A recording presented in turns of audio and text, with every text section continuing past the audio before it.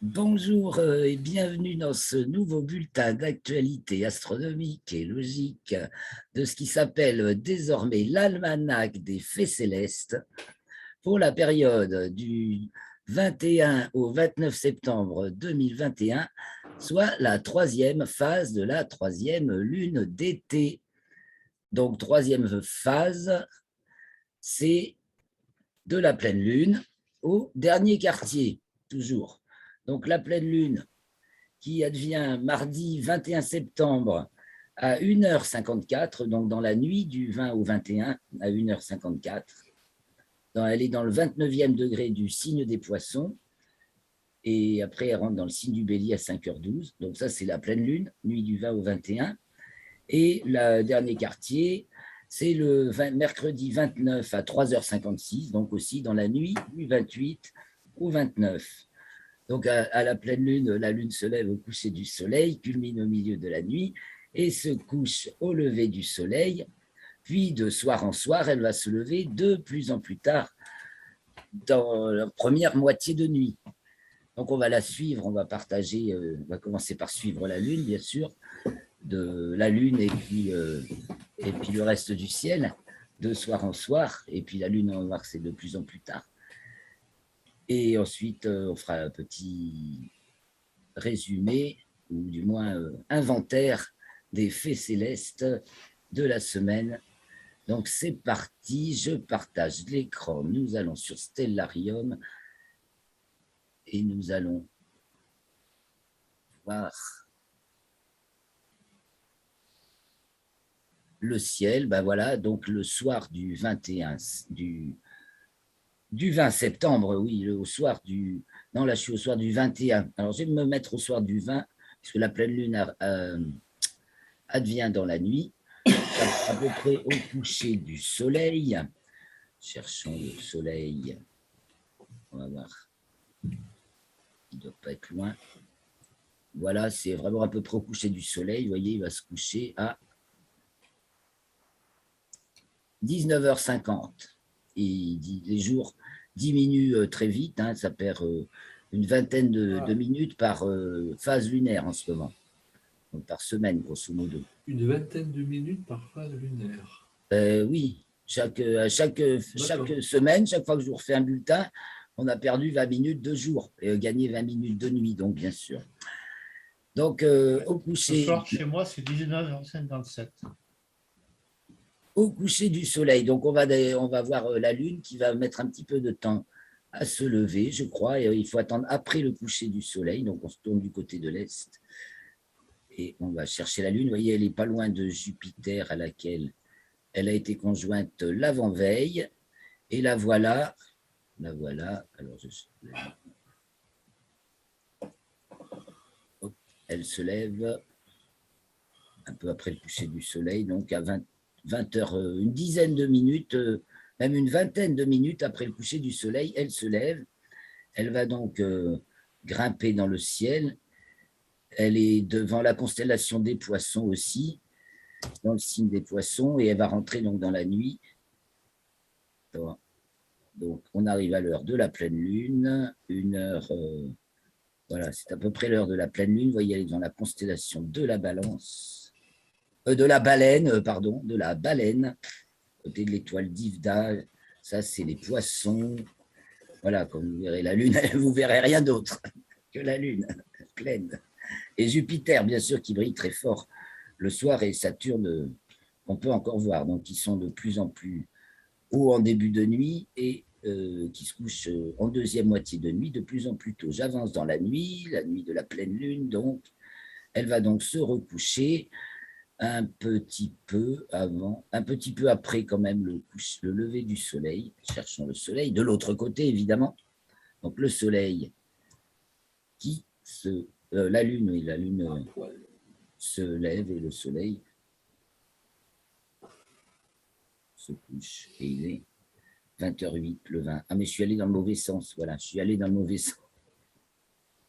Bon, bref, alors on va avancer et on va considérer la lune de soir en soir. Donc je reviens vers la lune. J'ai cru vous montrer aller en avant dans la nuit, puis j'ai fait un aller-retour. Alors, je peux essayer d'aller en avant sans me tromper. Voilà, ça c'est mieux. Donc, d'heure en heure. Voilà, à peu près. Donc, elle culmine, bien sûr, aux alentours du minuit vrai. Ah, Et elle va se coucher, vous voyez, je crois que c'est même... la Lune est de l'autre côté. La Lune, quand le soleil va se lever de l'autre côté, là, Ouais, nous ouais, sommes ouais. le 21 au matin, la Lune se couche, puisque c'est la pleine Lune. Oui, oui, oui, oui. Voilà, ils sont opposés. Donc l'un se lève, l'autre se couche. Mais comme la Lune était en latitude sud, en dessous du plan de l'écliptique, elle se lève un peu plus tard après le coucher du soleil, et puis elle se couche à peu près avec le lever du soleil, parce qu'elle a avancé. Et puis on va voir qu'au cours de la semaine, elle remonte en latitude, elle remonte en déclinaison. On est tout dans la remontée, et elle est conjointe à Uranus. Ça remonte. Déjà, les énergies remontent. OK, alors on va aller de soir en soir. On va laisser passer la journée du matin, on se tourne vers l'est, on guette la lune. Alors le 21 au soir, donc elle va se lever vers 20h30. Donc une demi-heure plus tard que la veille. Le 22 au soir, bien sûr, 20h30, elle n'est pas encore levée, on va passer une heure. Vous voyez, à 21h30, elle est levée. Depuis, ça doit faire 20 minutes. Elle se lève pile à l'aise, vous allez remarquer, là, vous voyez, c'est la constellation des poissons, c'est à peu près la localisation du point vernal. Alors évidemment, la Lune se lève pile à peu près à l'est, je ne vais pas dire pile. Donc, le lendemain, le 23, 21h30, elle est à peine levée. Elle décale de toute petite demi-heure, de soir en soir, son lever. Mais après, ça va augmenter. Le 24, là, 21h30, elle se lève encore. Elle décale un tout petit peu. Le 25, elle va décaler davantage quand même. Il va falloir qu'on prenne une heure de plus. Donc, à 22h30, elle est levée. C'est le jour où elle est conjointe aux Pléiades. Vous voyez, elle est en dessous des Pléiades. J'ai oublié de vous montrer la veille. Alors, je reviens la veille. Elle est conjointe à Uranus. Uranus, ici. Donc, le 24, la nuit du 24 au 25, la Lune passe sous Uranus. Bien sûr, on ne voit pas Uranus. Ah ok. Surtout quand il y a la Lune. Ok. C'est encore... Oui, non, mais oui. Oui. Ouais. Elle passe 2 degrés à peu près, puisqu'elle est en dessous du Uranus, bien sûr, à peu près dans le plan de l'écliptique. La Lune est en dessous, mais elle remonte. Donc, elle passe 2 degrés en dessous d'Uranus. Elle était passée, là, 2 jours avant la pleine Lune, elle est passée conjointe à Jupiter. Elle était 4 degrés sous Jupiter. Là, elle est 2 degrés sous Uranus. Bien sûr, on ne voit pas Uranus, qui est la planète limite de visibilité à l'œil nu par un ciel parfaitement noir.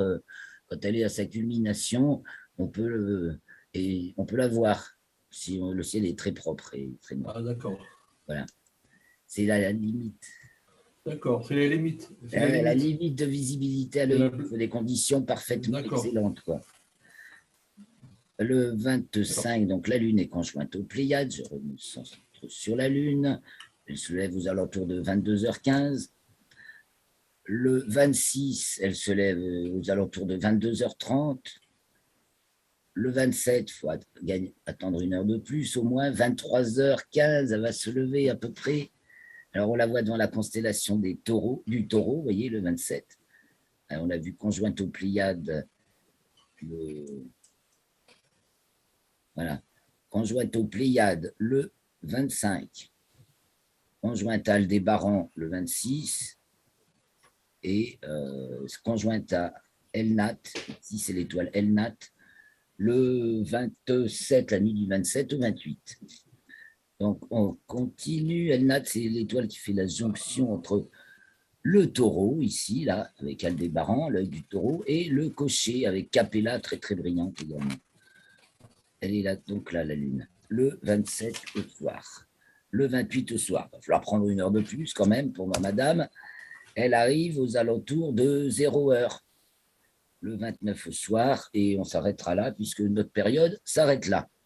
Et donc, le 29 au soir, elle est en dernier quartier, Donc, elle se lève environ au milieu de la nuit, culmine au lever du soleil et se couche aux alentours de midi. Donc, quand on la voit en fin de nuit et le matin, de toute façon, même si on ne sait plus, on est certain qu'elle est décroissante. La Lune est décroissante à partir de la pleine Lune. Jusqu'à la nouvelle, c'est une question qui revient souvent. Alors, elle est croissante ou décroissante. Alors, cette semaine, elle est décroissante, mais elle est montante en déclinaison et même aussi en latitude. Bon, c'est un terme qu'on considère souvent peu, mais enfin voilà, elle est montante sur tous les tableaux et dans tous les référentiels. Donc, on va regarder un petit peu le reste du ciel, puisqu'elle dégage le ciel à partir de, comme il fait nuit noire maintenant, à partir de 21h30 à peu près, à partir de... Alors, on va revenir sur les jours précédents. Donc, à partir de 21h30, jusqu'à 21h, enfin, à partir de 21h30 et à partir du 26-27, on va pouvoir commencer à voir le ciel sans lune. Donc, pour voir, pour voir Uranus, pas le jour où elle est conjointe, sauf que ça nous indique la position. Vous voyez, top. Ça, c'est donc le 25. On verra la lune, mais là, il est 0h30. Donc, je réduis. On va faire un petit tour du ciel de début de nuit pour voir les constellations en milieu de semaine. Donc, on va se remettre en début de nuit. Je me mets encore sur la Lune. Début de nuit. Du 24 au 25. On est pile en milieu de semaine comme ça. Et c'est le bain. Voilà, ce jour-là, le 24, elle se lève à l'heure où commence à peu près la nuit noire. Alors, elle est donc, on a donc au levant, à ce moment-là, les poissons et le bélier, vous voyez, vers 21h30. Hein. Donc, le bélier avec Uranus, c'est le jour où elle est conjointe. On va voir Uranus en dessous.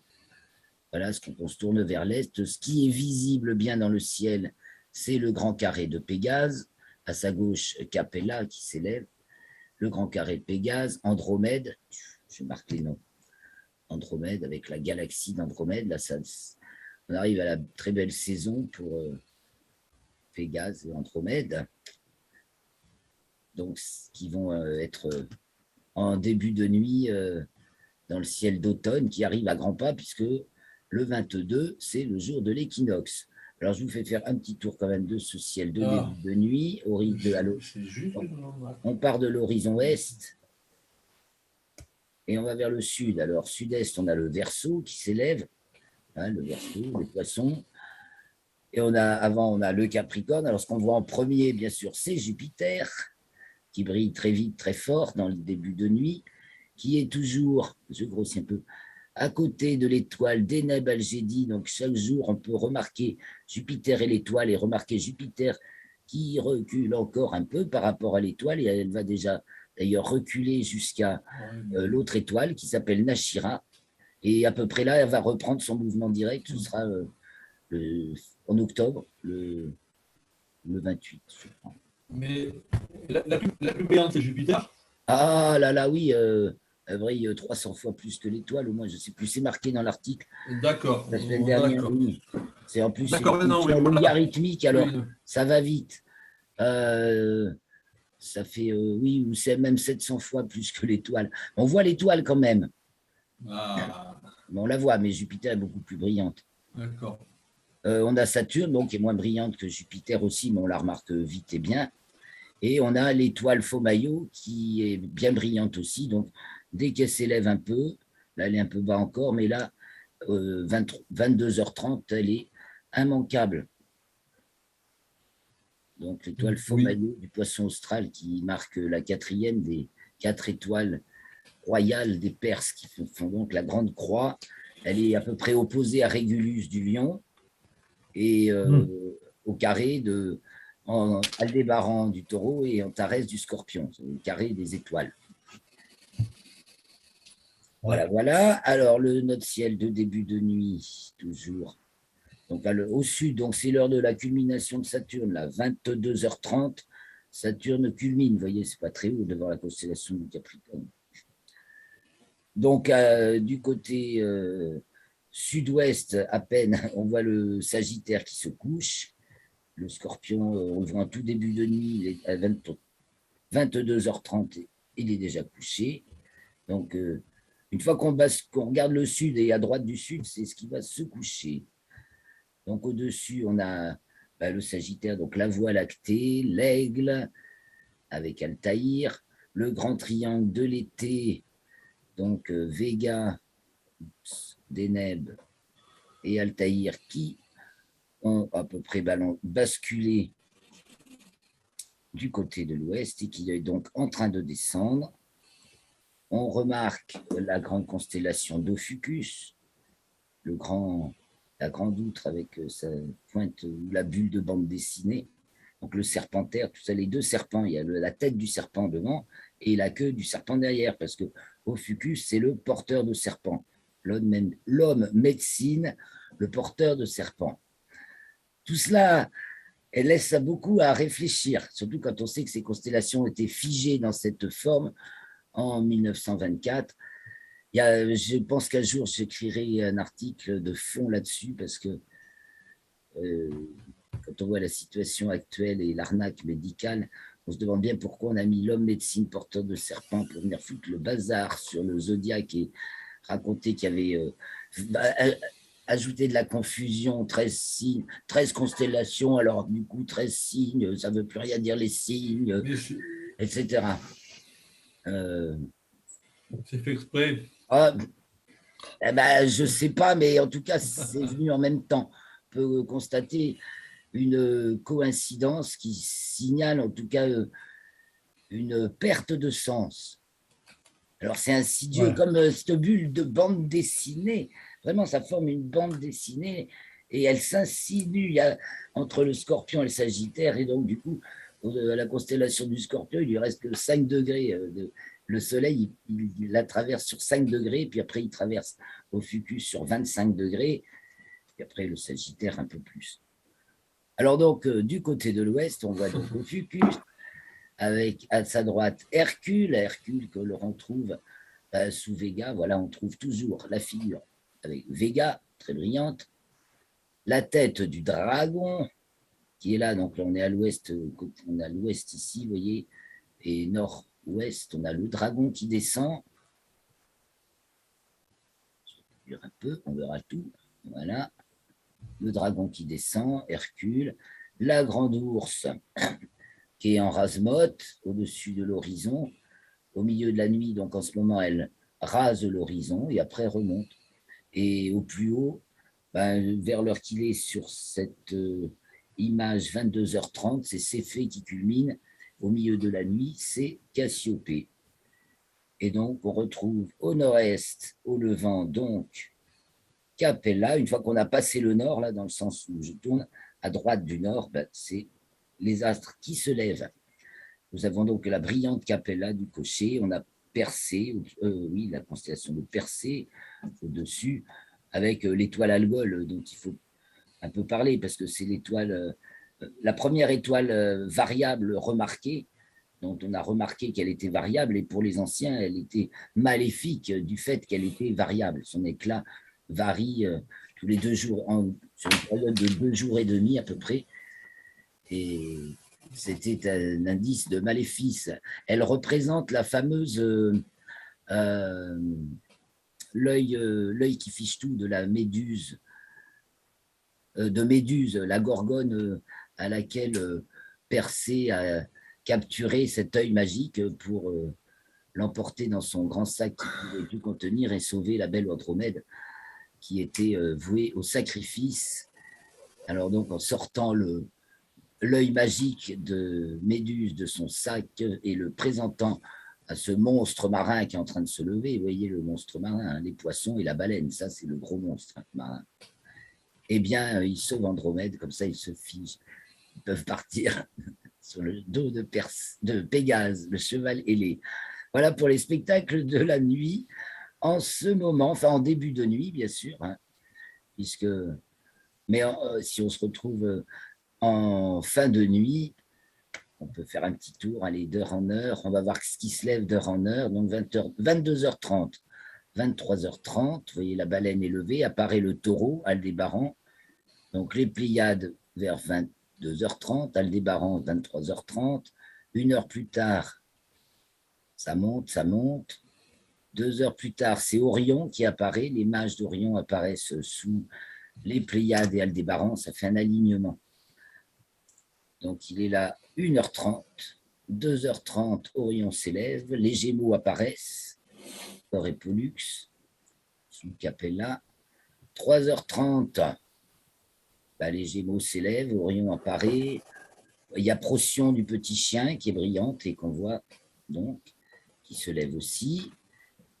Et puis, dans l'heure qui suit, 4h30, Sirius est levé. Donc, ça fait un grand alignement. Pléiade, Aldébaran, Mage d'Orion, les 3 étoiles serrées, Sirius.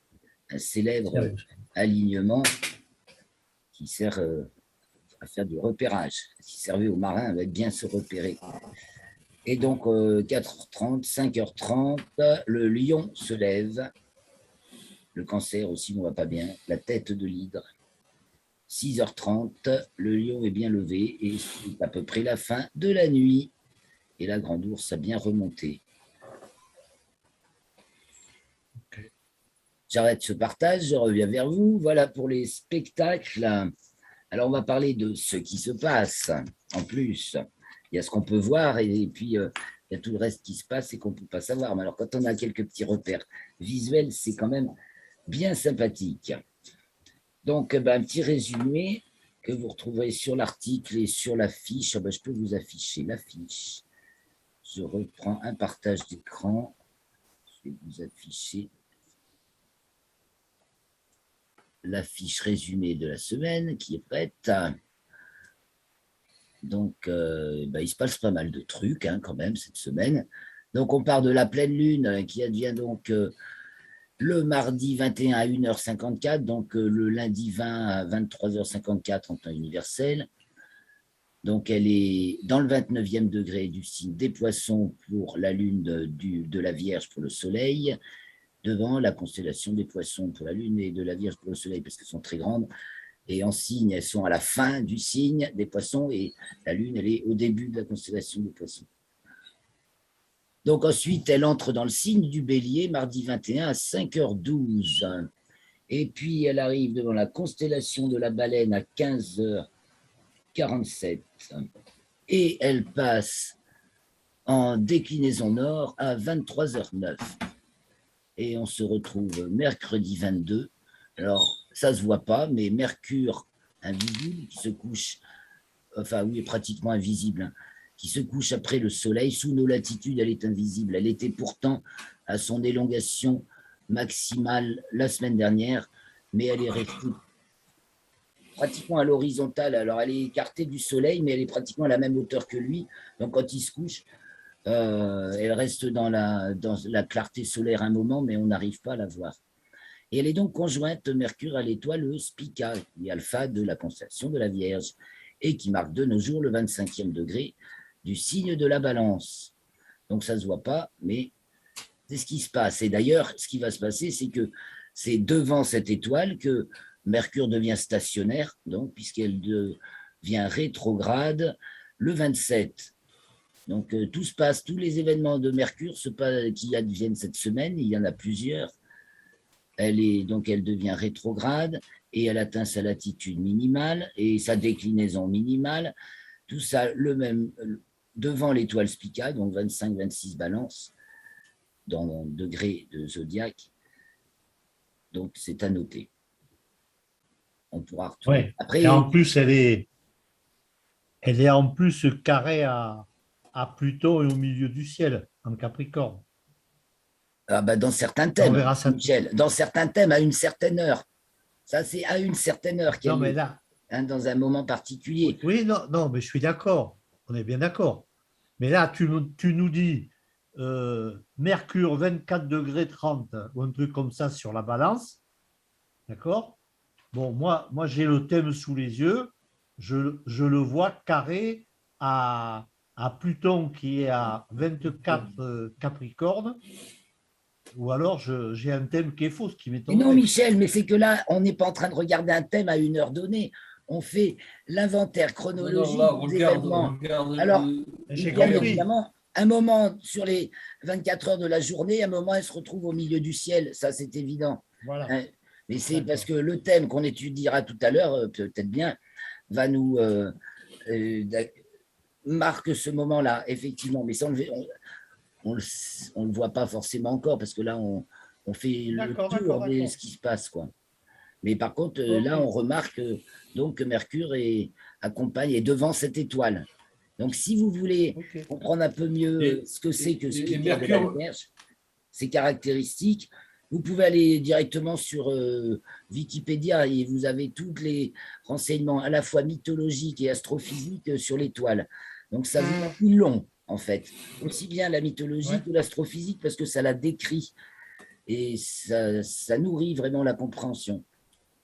Alors ensuite, on D'accord. continue. Le mercredi Ok. 29, ce jour-là, c'est d'ailleurs le jour de l'équinoxe, donc l'équinoxe de septembre, où le ah, soleil ouais. bascule enfin on peut dire dans le plan équatorial, en tout cas, il bascule du côté de l'hémisphère sud, en tout cas, il passe en Du déclinaison sud, sud. et il éclaire de plus en plus le sud.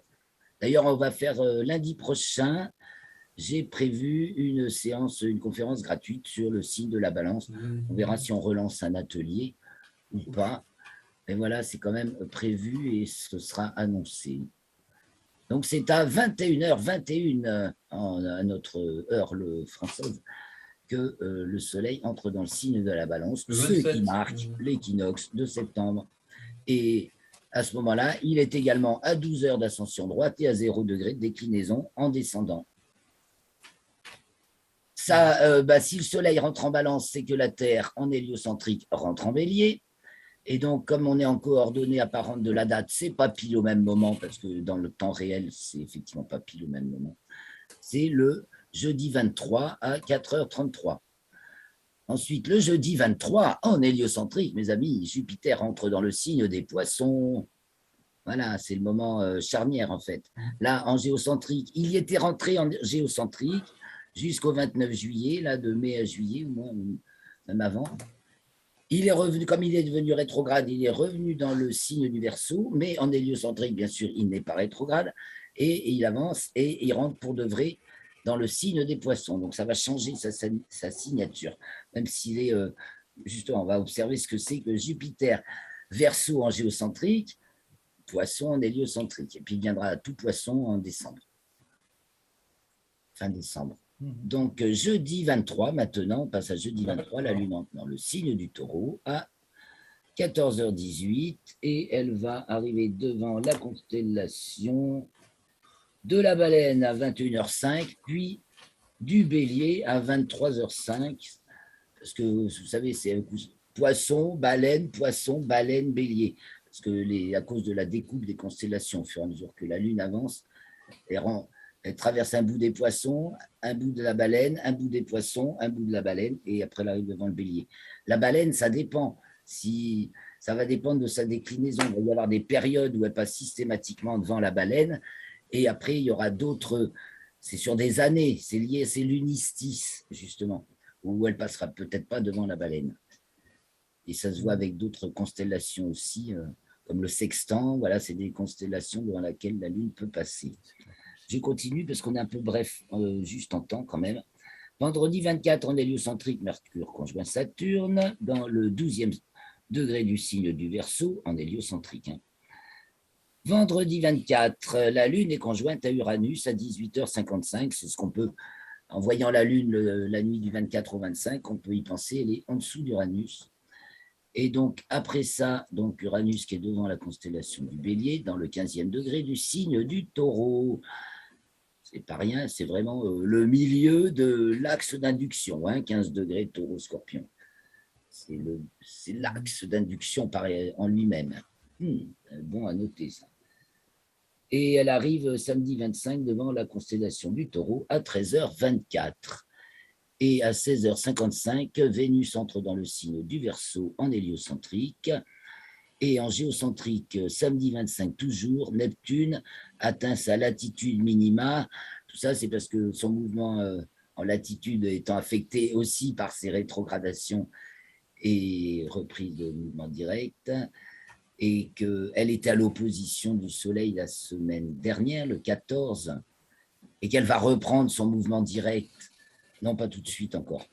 Enfin bref, elle atteint sa latitude minimale en géocentrique parce qu'elle connaît quelques fluctuations annuelles en latitude, tandis qu'en héliocentrique, elle descend pendant 80 ans à peu près, hein, puisque après, elle a un cycle de 164 ans.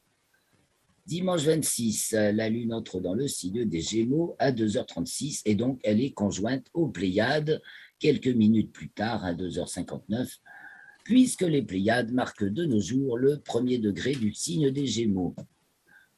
Dimanche 26, toujours en héliocentrique, Mercure atteint sa latitude minimale par rapport au plan de l'écliptique, c'est la valeur de son inclinaison, de l'inclinaison de son orbite sur le plan de l'écliptique, donc c'est moins 7 degrés.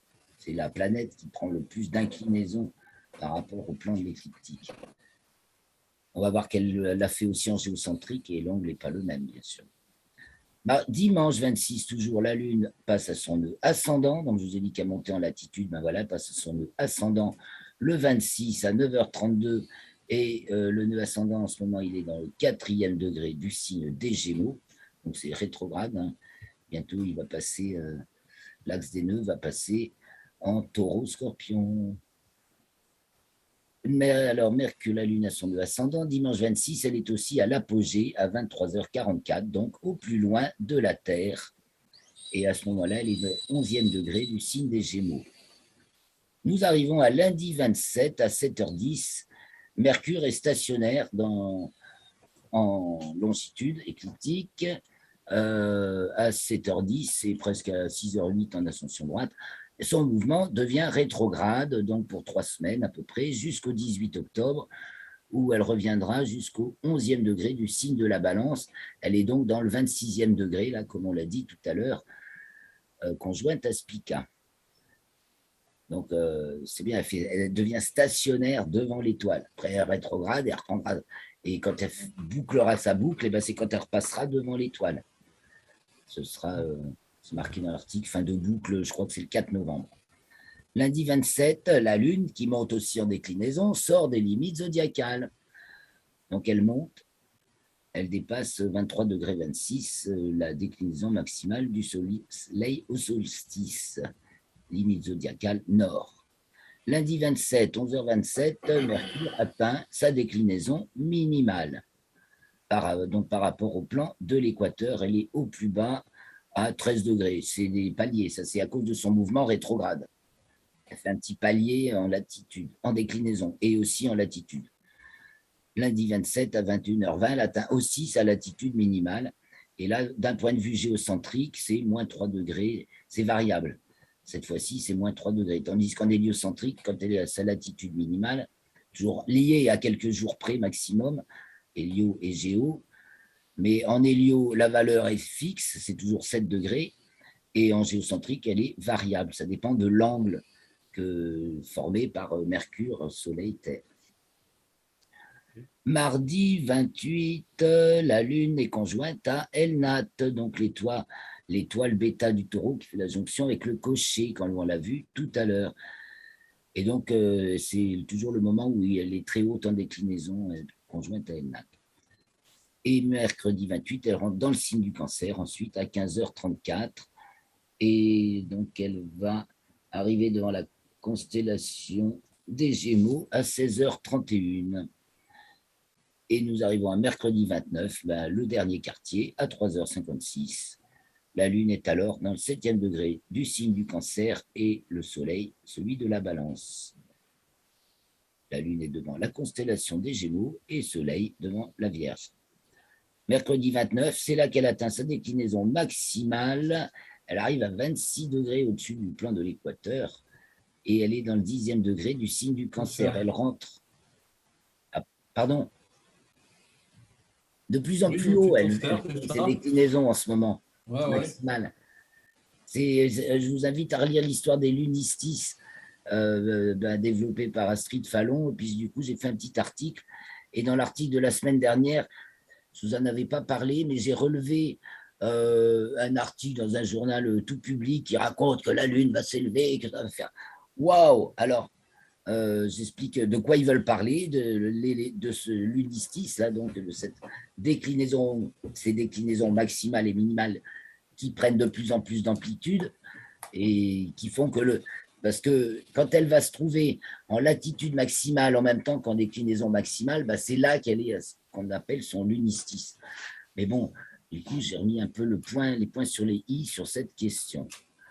Voilà, et ensuite, le mercredi 29, donc jour du dernier quartier, en héliocentrique, Mercure entre dans le signe des Poissons et bah, du coup est conjoint à Jupiter dans la foulée, puisque Jupiter vient aussi d'entrer dans le signe des Poissons à 15h37. Voilà pour tout ce qui se passe dans la semaine. Faudra pas, bah, il y aura peut-être encore quelques étoiles filantes en début de nuit, surtout quand la Lune aura déserté un peu le ciel de début de nuit. Et donc, comme je pense qu'il ne nous reste plus beaucoup de temps, 1h07, je vous laisse la parole si vous avez peut-être un truc à dire avant qu'on coupe ce moment. Et on se retrouvera tout à l'heure. Ok. On voit bien Jupiter et Saturne la nuit, là, à Oh oui, Funeste, alors. vers Oui, 9 même heures. de Paris, hein. Même de Paris, Très on bien. a Jupiter et Saturne, tout à fait. Ah oui, oui. Tout à fait. Un Jupiter Ah oui. Et immanquable. la Lune à côté, en plus, ça ne s'empêche pas de voir. Et la Lune à côté, je dis, ça ne s'empêchait pas de voir. Ouais, ouais, tout à fait. Ah bah oui, on les voit, Jupiter à Donc, côté de la Lune, on la voit bien. ah oui, J'ai ah oublié ouais. de vous parler de Vénus, parce qu'on la voit le soir au couchant, mais elle est assez basse. Elle se couche vers 22h30. Elle est très brillante, bien sûr, encore plus que Jupiter, mais elle disparaît assez rapidement.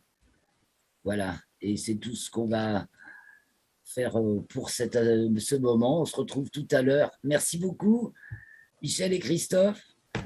On est riche d'informations pour attaquer nos interprétations.